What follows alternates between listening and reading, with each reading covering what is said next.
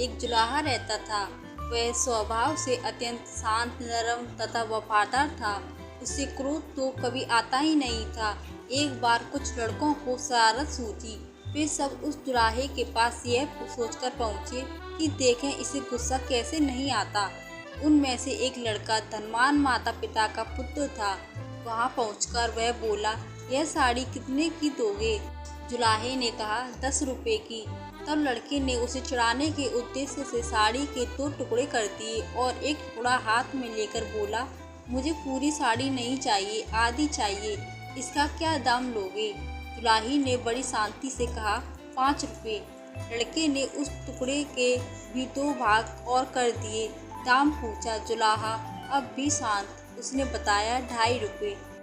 लड़का इसी प्रकार साड़ी के टुकड़े करता गया। अंत में बोला, अब मुझे यह साड़ी नहीं चाहिए, यह टुकड़े मेरे किस काम के? जुलाहे ने शांत भाव से कहा, बेटे अब यह टुकड़े तुम्हारे ही क्या किसी के भी काम नहीं रहे। अब लड़के को शर्म आई और कहने लगा, मैंने आपका नुकसान किया है, अंत में आपकी साड़ी का दाम देता हूँ। जुलाहे ने कहा कि जब आपने साड़ी ले ही नहीं तो मैं आपसे पैसे कैसे ले सकता हूँ। लड़के का अभिमान जागा और वह कहने लगा, मैं बहुत अमीर आदमी हूँ, तुम गरीब हो, मैं 10 रुपये दे दूँगा तो मुझे कोई फ़र्क नहीं पड़ेगा, पर तुम यह घाटा कैसे सहोगे? और नुकसान मैंने किया है तो घाटा भी मुझे ही पूरा करना चाहिए।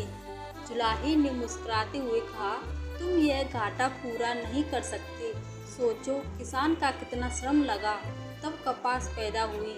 फिर मेरी स्त्री ने अपनी मेहनत से उस कपास को बुना और सूत काटा। फिर मैंने उसे रंगा और बुना।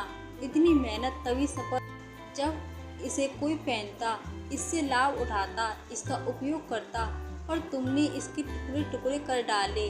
रुपए से यह घाटा कैसे पूरा होगा? जुलाहे की आवाज़ में आक्रोश के स्थान पर अत्यंत दया और सौम्यता थी। लड़का शर्म से पानी पानी हो गया। उसकी आंखें भर आई और वह संत के पैरों में गिर गया।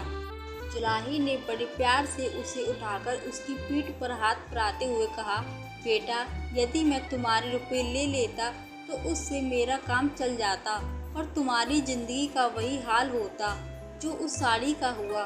कोई भी उससे लाभ नहीं होता। साड़ी एक गई, मैं दूसरी बना दूंगा, पर तुम्हारी जिंदगी एक बार अहंकार में नष्ट हो गई तो दूसरी कहाँ से लाओगे? तुम्हारा पश्चाताप ही मेरे लिए बहुत कीमती है। संत की ऊंची सोच ने लड़के का जीवन बदल दिया। यह संत कोई और नहीं बल्कि कबीरदास जी थे।